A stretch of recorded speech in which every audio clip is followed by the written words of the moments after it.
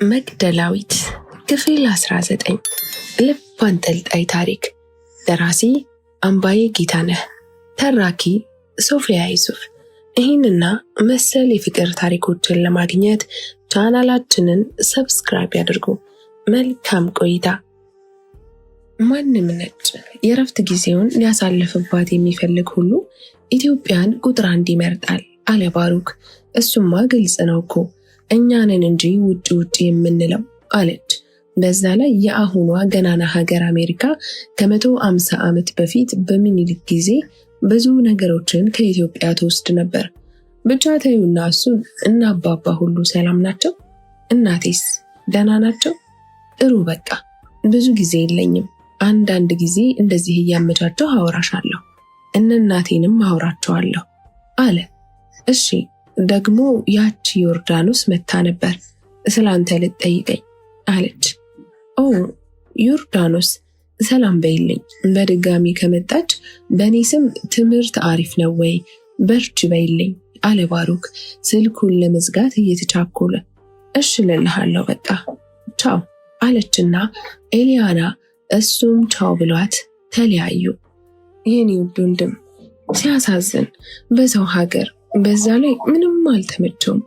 ምን ላደርግለት እችላለሁ እያለች አጉተመተመች። ኤሊያና አይኖቿ ወፈር ብለው የቅንድቧ ፀጉር ሊሰራ ደርሷል።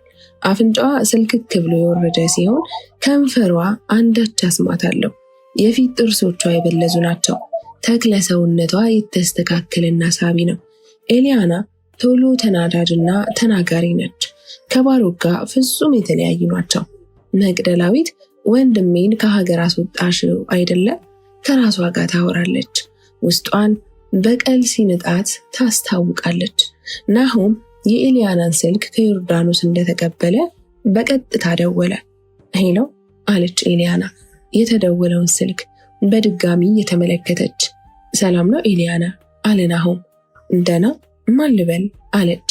ናሆም እባላለሁ የባሩክ ጓደኛ ነኝ አለ ናሆም እንድታውቀውና የምታየው እስኪመስለው ድረስ በእጁ ምልክት እየሰጠ። ናሆም የሚባል ጓደኛ እንዳለው አልነገረኝም። አላውቅም አለች ኤሊያና። እሺ ችግር የለውም ከአድዋ ዩኒቨርሲቲ ነው አለ። አሁን ትዝ አለኝ አወቅኩ። ስላንተ ወንድሜ ባሩክ አብዝቶ ይጨነቅ ነበር። ስላንተ የወደፊት ዓለም ያስብ ነበር አለች። አውቃለሁ ኤሊያና፣ ዘግይቼም ቢሆን አውቄዋለሁ። አሁን አጠገቤ ባለመኖሩም እጅግ በጣም ነው የማዝነው የከፋኝም። ባሩክ ከጓደኛም አልፎ ጥሩ ወንድምም ነው። ግን ምን ታደርጊዋለሽ? በደንብ ሳልጠቀምበት የእሱ ጥቅም ሳይገባኝ ሄደ። እናም እሱን ማግኘት ፈልጌ ነበር፣ ነገር ግን በምንም አድራሻ ማግኘት አልቻልኩም። እስኪ ባክሽ የቻልሽውን እርቺኝ ብሎ ናሆም ተማጸነ። እኔ ምን እንደማደርግልህ አላውቅም። ብረዳህ ደስ ይለኝ ነበር፣ ነገር ግን እኛም እስካሁን ልናገኘው አልቻልንም። ምናልባት የእኛ ስልክ ስላለው ከደወለ ግን ልሰጥህ እችላለሁ አለች ኤሊያና። ናሆም አወራሯን ሲሰማው እንዳልደወለላቸው አመነና እሷ ያለችውን አመናት። ናሆም ባሩክ ሲበዛ የመርህ ሰው ግትር እንደሆነ ጠንቅቆ ያውቃል። ለዛም ነው ቶሎ ያመናት። ይህን እንደሰማና እንዳወቀ ለዮርዳኖስ የደረሰበትን ጉዳይ ሊነግራት ፈለገና ደወለላት። ዮርዳኖስ በመጀመሪያው የስልክ ጥሪ አነሳችው። አቤት ናሆም፣ ሰላም ነው? ደህና ነህ አለች ዮርዳኖስ። ደህና ነኝ ዮርዲ። ምን አዲስ ነገር አለ አለች። ለኤሊያና ደወልኩላት፣ ነገር ግን አልቀናኝም አለ። ምን አለችህ አለች ዮርዳኖስ። የባሩክን አድራሻ ብጠይቃት እስካሁን ደውሎላቸው እንደማያውቅና እነሱም እሱ የሚደውልበትን አድራሻ እንደሌላቸው ነግራኝ፣ ነገር ግን ሲደውል እንደምትሰጠኝ አውርተን ተለያየን አለ ናሆም። ኧረ በፈጣሪ ምን ሆና ነው እንደዚህ ጨካኝ የሆነችው? አሁን ቅርብ ቀን እንደደወለላት እኮ ሰምቻለሁ አለችና ዮርዳኖስ ሌላ የምትቀበልበትን መንገድ አስብ። ልጅቱ እየዋሸች ነው፣ ላለመስጠት ስለፈለገች ነው እንጂ ባሩክ አልፎ አልፎም ቢሆን እንደሚደውል መረጃ አለኝ አለች ዮርዳኖስ። ቆይ ለምንድን ነው የምትዋሸው? ለምንስ አለመስጠት ፈለገች አለና ናሆም በኤሊያና ባህሪ እየተገረመ በቃ ዮርዲ ተገናኝተን እናወራለን አለና ስልኩን ዘግቶ ለትንሽ ደቂቃ ያህል የተቀመጠበትን ወንበር ተደግፎ ወደ ላይ ፊቱን አንጋጦ ቆየ። ከሐሳቡ ያነቃው ስልኩ በድጋሚ ሲጠራ ነበር። ደዋዩዋ ሜላት ነበረች። ሜሊ አለ ናሆም ፊቱ ከመቅጽበት ፈገግ እያለ። ወይ የኔ ፍቅር አለች ሜላት። ጠፋሁብሽ አይደለ የኔ ቆንጆ አለ ናሆም። አዎ ግን ችግር የለውም እረዳሃለሁ።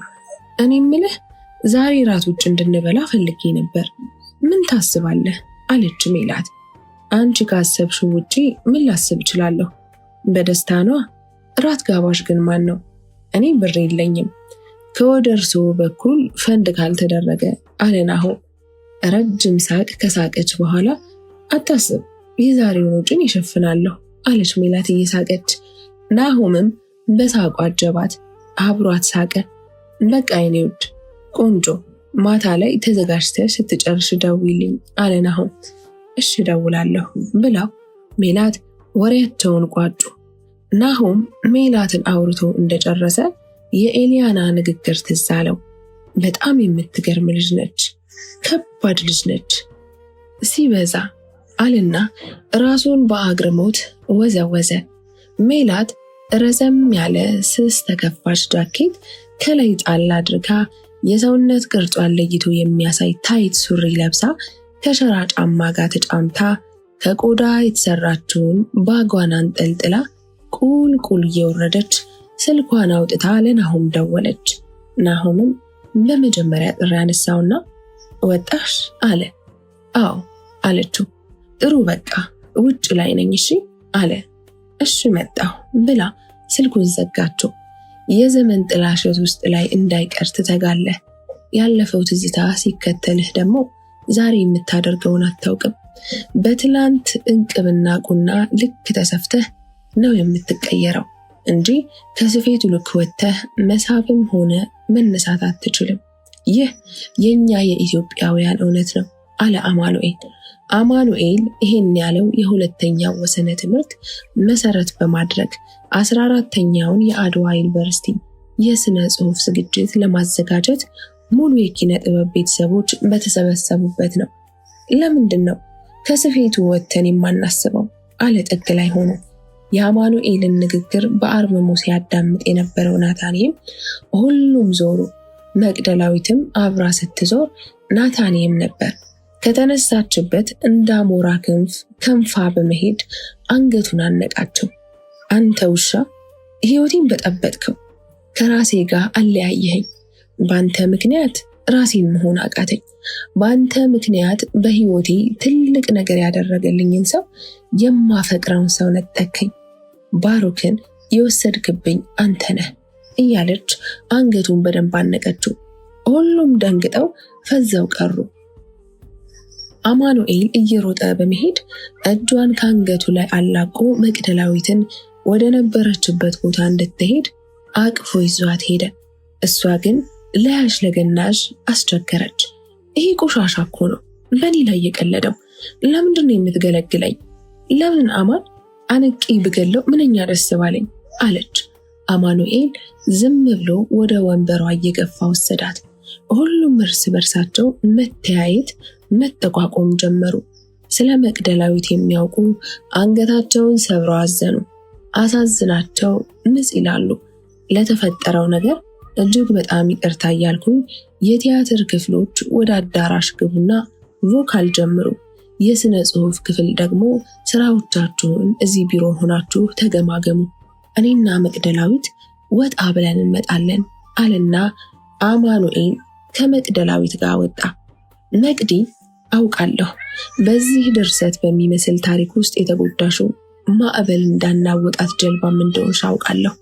በዚህም ምክንያት ራስሽን እንዳልሆንሽ አውቃለሁ። ዘርዝሬ የማልጨርሳቸውን ነገሮች እንደደረሱብሽም ጭምር። ግን መፍትሄ የሌለው ችግር የለምና ተረጋጊ። በደረስሽበት ሁሉ እንዲሆንሽ አትሰልቂውም። የዚህን ታሪክ ማብቂያ ቆም ብለሽ አስቢ። ልታስቢበትና ልታመዛዝኝም ይገባል። በዛ ላይ ራስሽን ስትሆኝ ነው ሌላውም የሚያከብርሽ። ለራስሽ በምትሰጪው ቦታ ነውና መቅዲ ራስሽን እንደዚህ አድርገሽ አትጣይ። በዛ ላይ ለአንቺ ደስታ የሚተጉ የሚባትሉ የሚባዝኑ የዙሪያ ሰዎች አስቢያቸው። አሁን ሀዘን ላይ ናቸው። በአንቺ ስኬት የሚሞላው አባትሽ፣ በአንቺ የምትኮራው እናትሽ፣ ስምሽን የሚጠሩት አድናቂዎችሽ በሙሉ አሁን ምን አይነት ስሜት እንደሚሰማቸው ለማወቅ ሞክሪ። እስኪ ለደቂቃስ አለመሽው ታውቂያለሽ? እናም አሁን የምትፈተኝበት ጊዜ ነው። እሳት ውስጥ ያለሽ ወርቅ ነሽ። ወይ ነጥረሽ ትወጫለሽ፣ አሊያም ደግሞ ቀልጠሽ ትቀሪያለሽ። ሁለቱንም የምትሆኚ አንቺ ካሰብሽና ካላሰብሽ ብቻ ነው። አስቢና ተፈትነሽ ነጥረሽ ውጪ።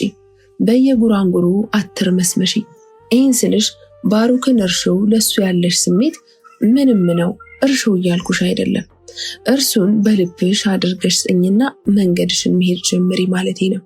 ወደ ቀድሞ አንቺነትሽ ተመለሺ።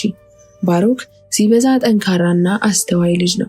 የእሱ መንፈስ ሊጋባብሽ ይገባል በማለት አንገቷን ነካ ነካ አድርጎ ካቀረቀረችበት ቀን አደረጋት። አየሽ፣ ያኔ ራስሽን ስትሆኚ ባሩክን የምታገኝበትን መንገድ መሄድ ትጀምሪያለሽ። በትክክልም ታገኘዋለሽ። በዛ ላይ የስኮላሩ የትምህርት ዕድሜ 1 ዓመት ነው። እዚህ ስለሞላ ተመልሶ ካቆምበት ይቀጥላል። ያኔ ደግሞ እሱን የማግኘት እድልሽ ሰፊ ነው። እመኚኝ፣ ባሩክ ላይ የሚቀየረው ዘመን ብቻ ነው። እሱ በራሱ ነው የሚያስበው፣ በጊዜና በዓመት አይወስንም አለና አማኑኤል ዝም አለ። ሞክሪ እኮ ስላልቻልኩ ነው አማን አለች መቅደላዊት። ደግመሽ ሞክሪ። ትሪያል ኤንድ ኢረርን ተምረሽ የለ? ህይወት ላይ ትክክለኛ መልስና መፍትሄ እስኪገኝ መሞከር አለ። የሙከራ ጊዜሽ እኮ አላለቀም። ስለዚህ ቀጥይ፣ ሞክሪ አለና በያሁን ጥሩ ስሜት ላይ ስላልሆንሽ ወደ ዶርም ልሸኝሽ አለና ይዟት ሄደ። አሁን ግሬድሽን አስተካኪ፣ ማንበብ ጀምሪ፣ ውጤትሽን በፋይናል ለማስተካከል መጣር አለብሽ በማለት ብዙ የመከራት የብሎክ በሯ አድርሷት ሞቅ አድርጎ ሰላም ብሏት ሊመለስ ሲል አመሰግናለሁ እሺ አለችው መቅደላዊት። ምንም አይደል ብሏት መንገዱን ቀጠለ። የመጀመሪያው እቅዴ ተሳክቷል። የሚገርም ነበር። እንደ እብድ ነው የሆነችው። ገና አሳብዳታለሁ። በእኔ እንደቀለደች አትቀርም። ዋጋዋን ሳይሆን ከዋጋዋ በላይ ነው የምተምንላት። ቀጣይ አንተ ከኤሊያና ጋር የባሩክን ስልክ ትቀበልልኛለህ። ረጅም ሳቅ ሳቀና ራሱን ነቀነቀ። አሁን ማንነቴን በደንብ ገልጥላታለሁ አለ ናታኒም። እኔ ግን እንደዛ ባታደርግ ደስ ይለኛል። በጣም ትጎዳለች አለ መርዕድ። ወንድሜ መርዕድ፣ ምን ፈለግኩና ሌላ ታዲያ? በደንብ እንድትጎዳ እኮ ነው የምፈልገው። በደንብ እንድታለቅስ፣ ራሷን እንድትጠላ እኮ ነው የምፈልገው። አንተ ወደ ኋላ አትበል። በዚህ ሂደት ውስጥ አንተም ህልምህን ታገኝ ይሆናል። ምክንያቱም ናሆም እንዲህ ሳደርግ መገናኘታችንና መጋጨታችን አይቀርም። ያኔ አንተ ወደ ሜላት ቀሚስ እጅህን ትሰዳለህ አለ ናታኒም። እንደዛ እንኳ በቶሎ ይከብዳል። ሜላት እጅግ በጣም ነው የምታፈቅረው አለ መርዕድ። እሱን እንኳ ተው፣ ሴቶች በሁኔታና በጊዜ ነው የሚወሰኑት የሚንቀሳቀሱት። በዛ ላይ እንድትቀና ነው የምናደርጋት አለ ናታኒም። እንዴት አድርገን ልናስቀናት እንችላለን አለ መርዕድ። አየህ፣ አሁን ትክክለኛ ጥያቄ ጠየቅ። እንዴት ነው የምናስቀናት? ጥሩ ጥያቄ ነው። እኔ ወደ መቅደላዊት እየቀረብኩ የህመሟን ቁስል ነካ እያደረግኩ አሳምማታለሁ። እንደዚህ ባደረግኩ ቁጥር ናሆም ይበልጥ እየቀረባት ይሄዳል። በየቀኑ ከእሷ ጋር ለመሆን ያዘወትራል። ያኔ ሜላት መቅናት ትጀምራለች። ለኔ ጊዜ ለምንድን ነው የማትሰጠኝ ምናምን እያለች ማላዘን ትጀምራለች። ይሄኔ ከናሆም ጋር መኮራረፍ ይጀምራሉ። እሱ ደግሞ አንተ አንድ ስቴፕ እንድትጠጋ ያደርግሃል። ከዛ በኋላ በሆነ አጋጣሚ እጅህ ላይ ካስገባህ በኋላ አጋጣሚውን መጠቀም ነው አለ። ናታኒም በግራ አይኑ መርዕድን ጠቀሰው። አሁን ያነሳት ምክንያት ገዝታኛለች። ስለዚህ ተቀብያለሁ። አሁን የመጀመሪያው ስራዬ የባሩክን ስልክ በመቀበልና እሱን የምታገኘው በእኛ በኩል እንደሆነ ነግረናት ከኛ ጋር ማቅረብ ይሆናል። ብቻ እንዴት እንደምንሰራላት እየታየኝ ነው በማለት መርዕድ ጮቤ ረገጠ። ተወዳጄ በሐሳብ ገና በገና አትርጋ። ደስታህን በውስጥህ አድርገውና ስራህን ጀምር። እኔም ስራዬን እጀምራለሁ አለ ናታንኤል። መርዕድ እንደ ሕፃን ልጅ ያለምንም ማስተባበያ ተቀበለና ተያዩ። ናሆምና ሜላት የግቢው በር ላይ ተገናኝተው ተቃቅፈው ወደ አድዋ ከተማ ቀኑ። ከተማው ጋር እንደደረሱ ሶሎሜ ሆቴል ገብተው የአበባ ማዕት የተከመረበት ጠረጴዛ ፈልገው ተቀመጡ። ናሆም በውስጡ ይህንን ውበት ላለማየት ብዙ ጥሬያለሁ። ለማየት እድሉን አግኝቼ ያልተጠቀምኩበት ብዙ ጊዜ ነበር። ያ ጊዜ ግን በዛሬው ቀን ተቀይሯል። ከጥላቻ በነፃ ከበቀል በነፃ ንጹሕ ልቤ ውበቷን እያየሁት ነው። ጌታዬ፣ እንዴት በዚህ ውበት ላይ በኩራት ስረማመድ ልቆይ ይችላለሁ? ይገርማል። አሁን ግን የኔ አካል ናት። ሳላያት ስውል ማታ ላይ ትናፍቀኝ ይዛለች። በቃ በናፍቆትም ይገርፈኛል። ወይ ጉድ! አሁንም አጠገቤ ነች። ተመስገን ጌታዬ፣ ከዛ ሁሉ ማዕት አውጥተህ ለዚህ ክብር ስላበቃኸኝ። እንዲህ አለ። ከሐሳቡ ያነቃችው የአስተናጋጇ ምን ልታዘዝ ንግግርና የሜላት ምን ሐሳብ ውስጥ ገብተህ ነው አባባል ነበር። ወደ ሐሳቡ ተመለሰና አንቺ አታዥም፣ ያንቺ ምርጫ እኮ ምርጫዬ ነው አለና ብቻ ምግቡ ጋር ወይን መምጣቱ እንዳይቀር አለና ናሆም ፈገግ አለ። እሱማ እንዴት ይቀራል? ግማሽ ኪሎ ሸክላ ጥብስ አዘዘችና ወይን እንዲመጣ ነግራት አስተናጋጇ ባዶ ማሳለፊያ ይዛ ተሰወረች። ይህች ቀን ልዩ ናት ቤኒ አለ ናሆም። በጣም እንጂ አለች። እሷም እጁን አሻግራ ጠበቅ አድርጋ ያዘችውና ናሆሚ፣ በጭራሽ ላጣህ አልፈልግም። በጣም ነው የማፈቅርህ። ካንተ ውጪ ሌላ መልመድ አልችልም አለች። ሜሊ አሁን ላይ ውስጤ የሚያስበውን ብታውቂ እንዲህ ባላልሽ ነበር። እኔ ከአንቺ በላይ ነው ለአንቺ ያለኝ ስሜት እኮ። እኔም እኮ በጣም ነው የማፈቅርሽ። አሁን ላይ ሁለታችንም ያለን ፍቅር ለየት ያለ መሆኑ ይበልጥ ሁለታችንንም ያፋቅረናል። ስለዚህ ከዚህ በኋላ ምንም መፍራት የለብሽም። ምክንያቱም አሁን ያንቺን ንጹሕ ስሜት እኔም ስለምጋራ ምንም መፍራት የለብሽም አለና እጇን ብድግ አድርጎ ሳመው። አይኖቿን ጨፈነች።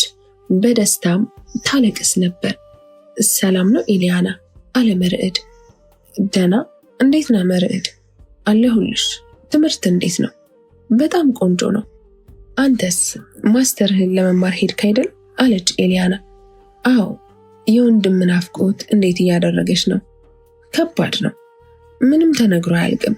በተለይ እንደ ባሩክ አይነት ወንድም ሲሆን ጭራሽ ይከብዳል አለች ኤሊያና። አይዞሽ፣ ቻል አድርጊው። ግን አይደውልልሽም እንዴ? አለ መርዕድ ፈገግ እያለ። እንደዋወላለን፣ በቅርቡም ደውሎልን ብዙ ነገር አውርተናል አለች። እኔ ጋር እኮ ከተመረኩ በኋላ አግኝቼው አላውቅም። በጣም ጥሩ ልጅና አስተዋይ ነበር።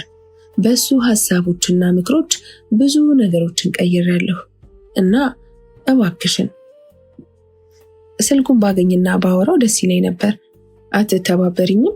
አለ መርዕድ በልመና በሚመስል አነጋገር። እረ ችግር የለውም፣ ግን ምንም ጊዜ የለውም ለማውራት አለች ኤሊያና። አያሳስብም፣ አንቺ ብቻ ስጭኝ እንጂ እኔ እሱ በፈለገው ጊዜ እንዲያወራኝ መልእክት ተውለታለሁ አለ። ኤሊያና በአዎንታ በመስማማት ስልክ ቁጥሩን በመልእክት ማስቀመጫ ላከችለት። መርዕድ በጎንበስ ቀና ቀረሽ ምስጋና መሰገናት።